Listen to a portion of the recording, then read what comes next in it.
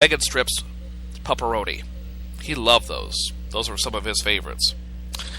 Others on this list includes Wagon Train, Canyon Creek Ranch, Dogswell, Hart's Sausages, Buddha Bones, Aspen Pet, Milo's Kitchen, American Kennel Club, Dingoes, Beef Eaters, Cadet Sergeants, Everpet, which is a Dollar General brand, Home Pet 360, Walgreens Simple new brand, the Kingdom's Pets, the Kingdom's Pets,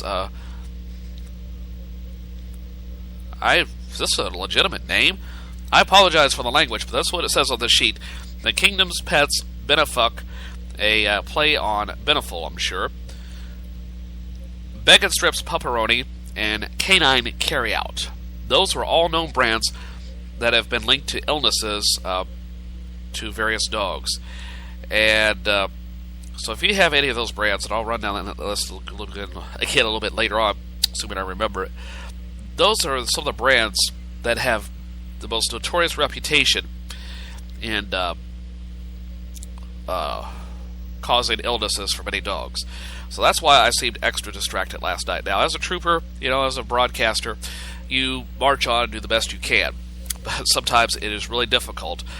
And I figured if nothing else, to honor Gunther's memory, I'll not only do these broadcasts, but also to help other pet owners out there in nailing these bastards that are more interested in making a profit than they are producing a quality product that can be enjoyed for years and years.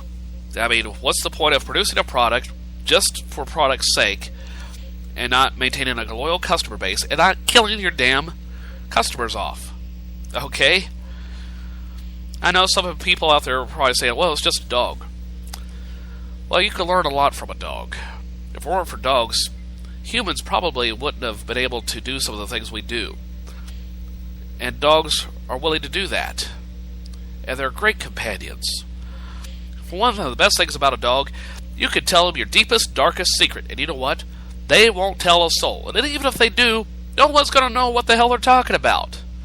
So, that's what's going on in that regard. Let's see here. Where did my phone go? Now, over the weekend, I changed cell phone providers. Here's why. I believe it was a week ago Friday when I was having problems with my microphone and my headset crapping out while I was recording my show through my voiceovers through the cell phone. Well, if I had been searching around for a recorder after my phone had crapped out, then after my headset had crapped out, because I had to go back and reformat my phone, because roughly about the same day that my headphones crapped out, my phone crapped out the next morning. So I did a hard reset, got it working. It worked fine for a week. And then Saturday afternoon, for whatever reason, it decided, nope, going to crash again. I was messing around with YouTube this time, and it would not respond. And I'm thinking, what is going on here? So I reset it, and I thought, well, I've been toying with the idea of buying a new cell phone anyway. It was time to upgrade my phone, because I had a 3G Samsung, a Galaxy Prevail. It's a pretty good phone for its time, but its time is long since passed. So and it was through Boost Mobile, an offshoot of Sprint. So I decided, I'll go with AT&T. Now, I know a lot of people have not had the best of luck with AT&T out there. I'm hoping to prove them wrong. But AT&T has a $100 phone prepaid plan for roughly $40 a month, which is $5 cheaper than what I was already paying. Now, the reason why I switched, because it was a cheaper plan, it's a better phone, and I now have 4G service. And the phone works beautifully. As a matter of fact, in many ways, my cell phone will outperform my netbook computer. It has a newer operating system, better response, and I think it even has a better CPU. So I got this new phone and started messing around with it after I got off work Saturday night, which was a mistake. I knew I was going to regret it. But that's the way I am with new technologies or new toys. I got to play with them. So I started messing around with it. I thought, okay, I'll just go ahead and start the transfer process now. That way, I get my phone number transferred. Hopefully, it'll be ready by the time I get up, or at least have the process rolling. Excuse me. So I set up this new phone, and I'm thinking, these steps don't look right, because I wanted to transfer my Boost Mobile number to the AT&T phone. I kept going through the steps, and I thought, something's missing here. It should be asking me for my old account info. Well, it never did ask for a lot of that stuff. And pretty soon I see a brand new number pop up on my screen. And I'm thinking, damn, I did this wrong. I shouldn't have messed with it. I should have got some sleep and gone about this with a clear head. I thought, well, so I started doing some searching on the AT&T website and trying to figure out how I could get out of this mess. When I figured the only way I was probably able to do it was to be able to talk to an operator to, have them reset it at the company, because otherwise they'll think I'm somebody that bought this phone, tried to steal someone else's number, and screwed it up. Or that, they'll be understanding. So I called back late yesterday afternoon, finally got through to get the number switched over.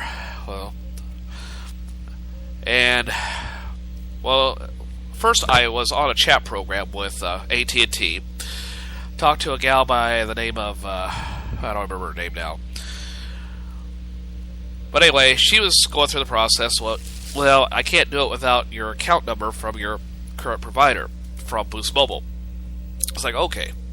So I searched around the site, could not find my account number anywhere.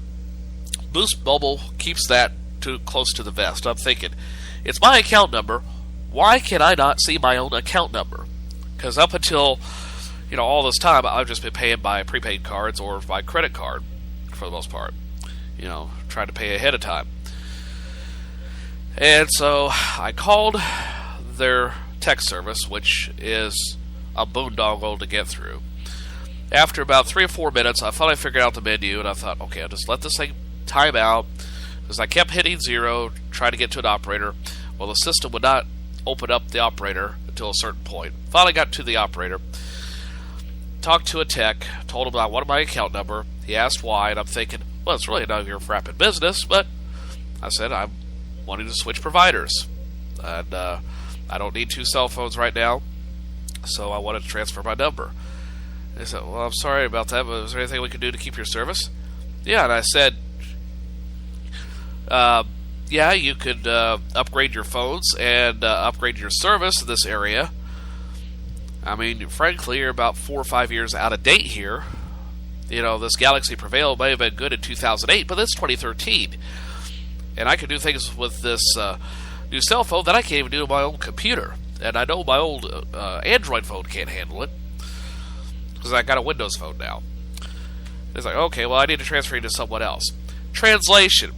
They were going to transfer me to someone in another department who could get my account number, but he speaks English, but you can barely understand him.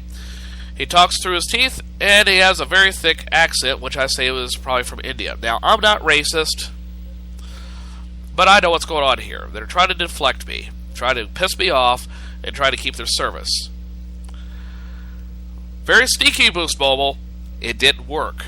Well, and again, he asked me the same question, and I said, well, frankly, it's none of your business. It's my account number. I want my account number, and I want it right now. I'm canceling my service one way or another.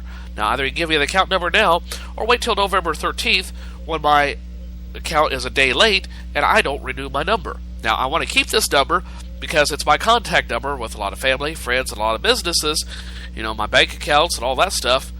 So I shouldn't have to go changing my number. Now, I want my account number, and I want it right now. He's like, oh, so sorry. Well, I guess that wasn't really an Indian accent, but, I think, what business is it of them? I'm paying you. So why are you hiding my information from me? That's like saying, alright, that's like me going to a restaurant. Well, that brings me to another story I want to get to in a minute. Yeah, I'm going to be on my soapbox for a long time today, so I might as well just sit down and relax for a little bit. It'd be like going to a restaurant and saying, you want such and such meal, and then they say, oh, no, you can't have such meal. You have this meal. No, I want that meal.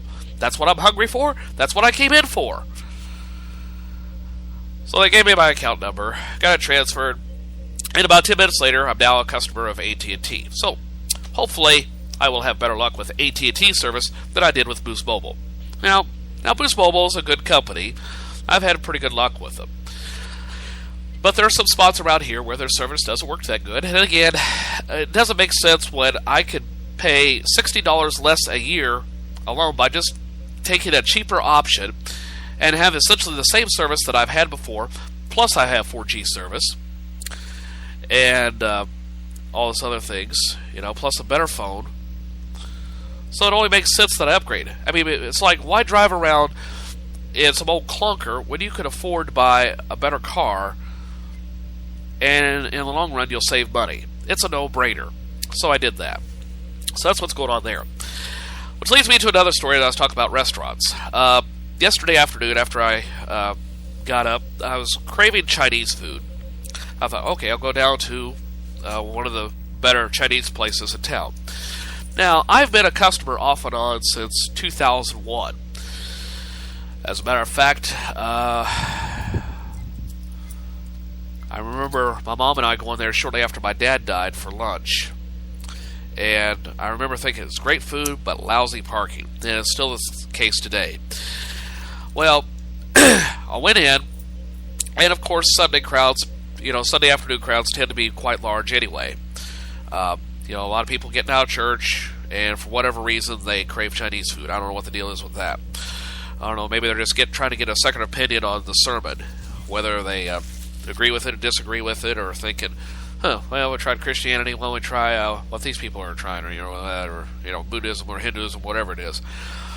Well, anyway, I go in, and generally I talk to the male manager, or he greets me, comes in, and I've never had a problem with him. His wife can be a bit cantankerous, and I know what was going on in her head. I had a pretty good idea. Well, there were hardly any tables or booths available when I first walked in. Now, there was a booth right up to the front door when I came in, and I thought, this is great. I prefer a booth anyway. It's less cumbersome. You don't have people coming up both sides. You don't have to worry about sticking your feet out in the aisle, possibly tripping them. Well, anyway, she comes in and goes, this seat okay? And I said, yeah. And I said, what do you want to drink? And I said, Pepsi. Thankfully, they didn't get that wrong. Well, then, after I started going after my food, and she starts to come up behind me, and I could tell by the look on her face that she was trying to move me to another table, because another family had come in, a family of 4 had come in, and my table probably would have been more suited to them. Now, if they had, say, a medical or physical need to have that seat, I would have gladly given up, no problem. So I picked up my ball cap. I'm thinking, well, she's going to move me.